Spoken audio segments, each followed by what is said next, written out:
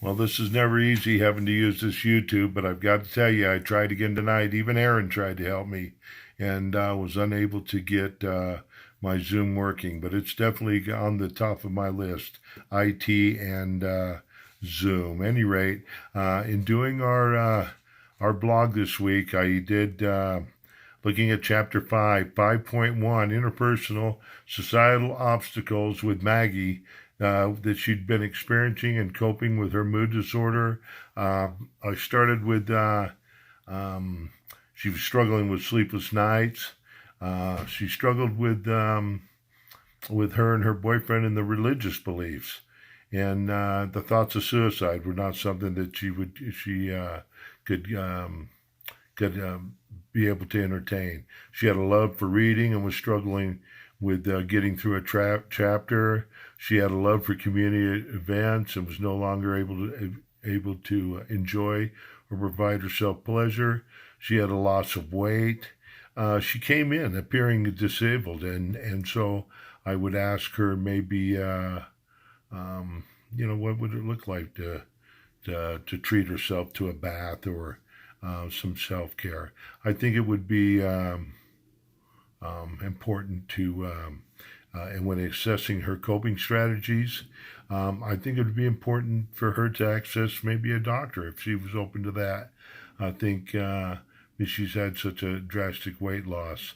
Maybe assessing her religious beliefs, assessing her support system, possibly looking into it and assessing her support system. Yeah, and assessing hobbies. I think it'd be. She said that she also enjoyed um, physical, and I think that maybe some physical activity levels. What does that look like for her? And then what was her daily life like before the breakup? What was a day in a life look like for Maggie? What did it look like to participate in community events? And how did she socialize? On all those things, I think are coping strategies that would be available to Maggie. Now, when it comes to clearly stating the strategies used to reinforce and improve with her mental health adaptation, I would probably initially use a calm voice to help her de-escalate and to create a safe place. Maybe normalize what she's going through, showing empathy and validation. Um, I would like to talk to Maggie about self care and her being nice to herself and or maybe like say a nice bath, something that'd be relaxing. Um, the following strategies I'd probably try to incorporate with Maggie or is to present what would she think about walking around the block? Maybe what would her thoughts be about calling a friend? Um, could she see herself even going to a community event again? Maybe look into that.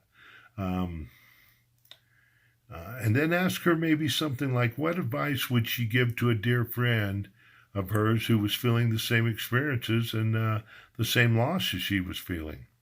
Then, in an effort not to overwhelm her, I would ask her what goal was she willing to explore and start with, and start there.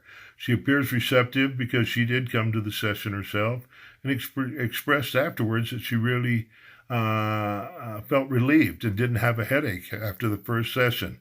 I think initially the diagnosis I would look into would be major depressive disorder, provisional. Looking in the notes, it kind of summarized Maggie really well.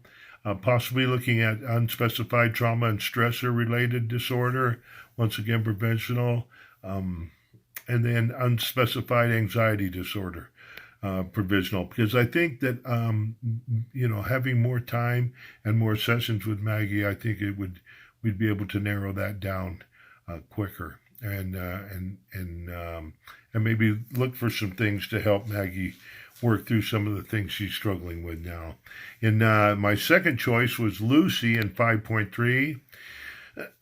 Excuse me. And I did for her interpersonal and societal obstacles. I She had frequent school absentee. She falling grades and withdrawn behaviors. I think when in the social worker meeting with Lucy, I was able to pull out that she had transportation problems, that her mom worked a lot of hours. She was unsupervised, and so were her sisters. Her father was absent, and he'd been charged with child molestation, maybe something to look into. Her mother had lots of friends, lots of men friends, and probably created an unsafe environment. Um, Her boyfriend smoking pot and the girls smoking pot, and how it was increasing Lucy's anxiety and how she wanted to sleep, and then she felt lonely. Um, Probably not healthy for her. I think she had a boyfriend that was 19 years old and she's 15. I mean, that's a pretty powerful influence for a young girl. And then I think there was probably financial stressors for the family. Maybe stressors that she talked about for her and her sisters being in an unsafe situation. I mean, there possibly could be questions of abuse. I think she took on the family stresses. And then, like I say, once again, the many boyfriends in the situation with the family. Assessing coping strategies for Lucy. I think she was open to discussing. I think that was probably big. She was willing to talk to the social worker, which is definitely inviting. She talked about an aunt that lives in town that she could talk to. She likes school and that she's a kind person. The love for camping outdoors, and she's outgoing. She likes hikes, riding bikes, playing touch football. I think we're all accessible coping strategies for her. She's caretaking and nurturing. She worries about all her family. And then, I mean, once again, she showed that she's athletic and physical and that she likes the outdoors, likes playing touch football, etc. I think clearly stating the strategies to use for Lucy would have been, I think, initially exploring the resources. It sounds like that she was pretty open and pretty receptive to the social workers' questions, and then I believe that maybe resources would be like looking into a health check. The fact that she's good in school and her subjects, and she does very well in school, maybe creating an atmosphere to get her to school. I think contacting her aunt and maybe facilitating a meeting there would be something that would be a strategy. And then maybe even looking into DCFS.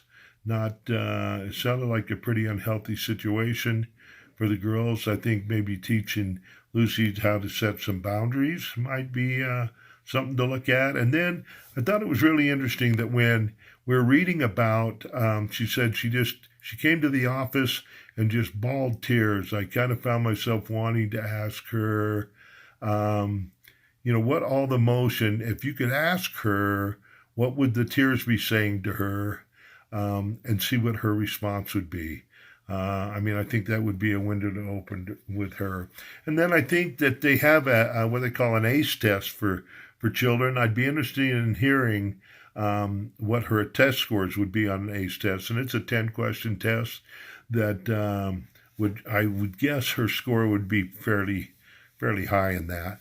And then as far as a